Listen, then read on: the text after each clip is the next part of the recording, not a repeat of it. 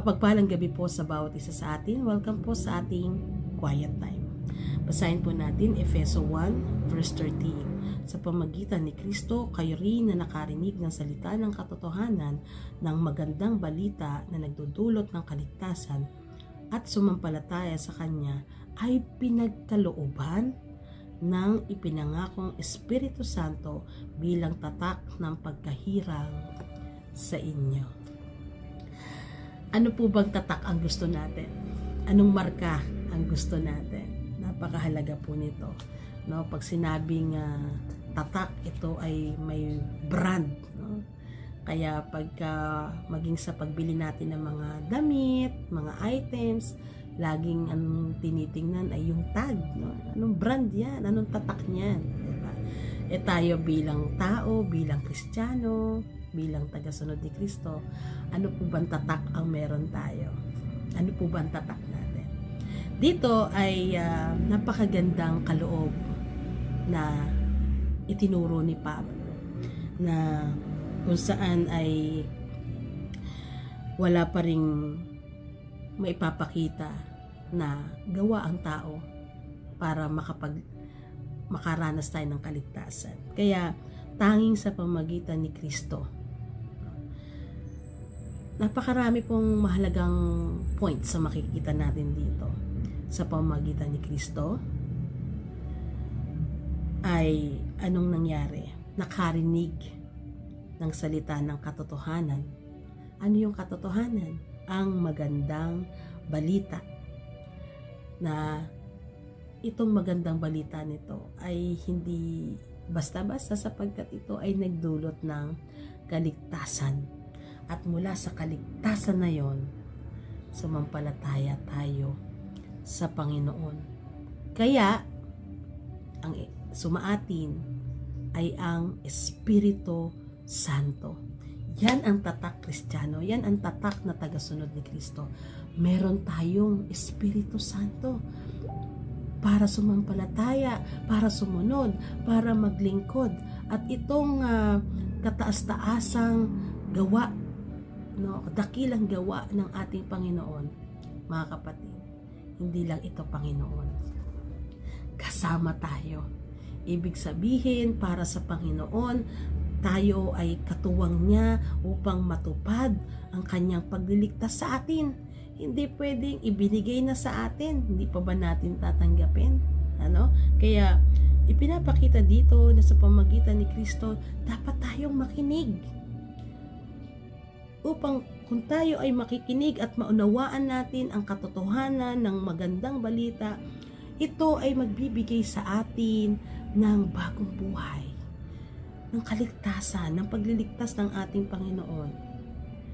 At kung ito ay maranasan natin, huwag na nating bitawan, huwag na nating i-give up, huwag nating i-neglect, kundi patuloy nating idulog at ipagkatiwala sa ating Panginoon yung pananampalataya upang tayo ay lumago. Kaya yung pagtitiwala sa katotohanan dapat ay may kalakip na pananampalataya sapagkat minsan sa naturalesa ng tao, kapag nakakaranas ng pagpapala, lahat ng nababasa sa Biblia ay lahat pagpapala. Subalit pag dumaan sa pagsubok, nasaan na ang pananampalataya? Kaya mga kapatid, napakahalaga sa gawa ng Panginoon yung ating pakikipag-isa kay Kristo. Napakahalaga na yung banal na Espiritu, ang katibayan ng pagkilos ng banal na Espiritu ay na dumadaloy sa atin, ay gumagawa sa pamamagitan ng ating mga pagsasalita, ng ating paglilingkod, ng ating mga kilos, ng ating mga damdamin. Kaya mamuhay tayo sa presensya ng kabanalan ng ating Panginoon upang sa ganon tayo ay maipakita na tayo ay sa Panginoon, tayo ay sumasakop, tayo ay kasakop o kabilang sa mga tagasunod ni Kristo na namumuhay sa katotohanan na ang dala-dala ay ang mabuting balita ng ating Panginoon. At ito yung masasabi nating ako ay tatak Kristiyano. Ako ay tatak mananampalataya. Pero hindi ibig sabihin, mga kapatid, na tayo ay hiwalay na sa mundo. Kundi tayo ay maging instrumento ng transformation. Tayo ay maging instrumento na sa pamagitan ng kapangyarihan ng ating Panginoon at sa biyaya ng kanyang kagandahang loob, tayo ay nagiging instrumento ng pagliligtas ng ating Panginoon sa iba.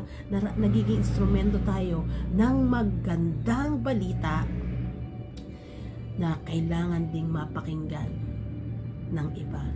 Kaya mga kapatid, tiyakin natin na tayo ay ligtas sa pamagitan ni Kristo. Tiyakin natin ang ating pananampalataya ay nakasunod sa kagandahang loob ng ating Panginoon. Kaya mga kapatid, saliksikin natin ang ating mga puso. Kamusta ang ating mga buhay? Kamusta ang ating pananampalataya? Kamusta ang inyong kaluluwa? Tayo manalangin. O Diyos na makapangyarihan sa lahat, we are so blessed that we have Christ who died on the cross for our salvation. Salamat sapagkat ikaw ay buhay for us to experience yung buhay na may pag-asa at pananampalataya. Kung meron man po sa kanila rito na nag-aalinlangan pa sa kanilang buhay, hindi pa alam kung saan sila patutungo, o Diyos, magliwanag ka po sa kanilang buhay at matsumpungan kanila sa kanilang puso at maranasan nila ang kaligtasan. Gayun din naman kung sila man po ay mga ganap na mananampalataya na, o Diyos, gamitin niyo po kami mga instrumento ng inyong mabuting balita na maipahayag at maibahagi sa iba upang makaranas ng kaligtasan, at gawin mo po kaming pagpapala ng inyong kapangyarihan, ng inyong kabanalan, at kami ay patuloy na lumakad sa landas ng inyong kabanalan, O Diyos. Patawarin niyo po kami sa aming mga pagkukulang. Linisin mo ang aming mga puso. Manahan ka sa aming buhay at tulungan mo kami, O Diyos, na humakbang tungo sa paghayo ng paglilingkod at pagtuturo ng mabuting balita sa kaligtasan ng sanlibutan. Purihin ka, O Diyos, ito ang aming dalangin sa tanging pangalan lamang ni Jesus. Amen. Amen. Mga kapatid, lumakad sa kabanalan ng Diyos. God bless everyone.